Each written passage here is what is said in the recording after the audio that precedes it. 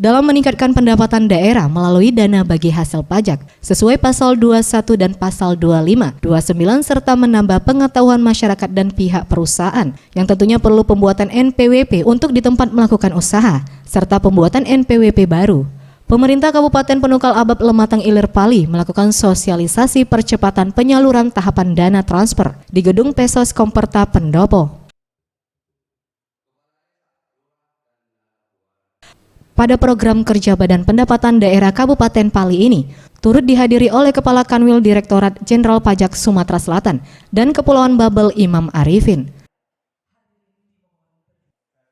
Dalam sambutannya, Imam Arifin berharap kepada pelaku usaha yang berada di wilayah Kabupaten Pali agar dapat pendaftaran NPWP lokasi. Hal ini bertujuan untuk dapat melakukan pembayaran pajak yang berpengaruh dalam peningkatan PAD Kabupaten Pali. Ia juga sangat mengapresiasi Bupati Pali yang menyerahkan SPT e-filing pribadi.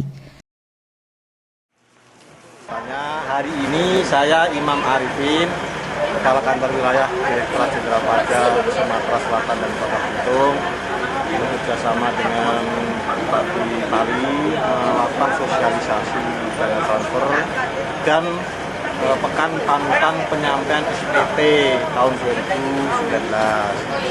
Inti dari acara ini adalah kepada para pengusaha yang memiliki bisnisnya di Kabupaten Pali, kita himbau untuk melakukan pendaftaran NPWP lokasi agar bisa melakukan pembayaran pajak ya, terutama yang terkait dengan lokasi di sini.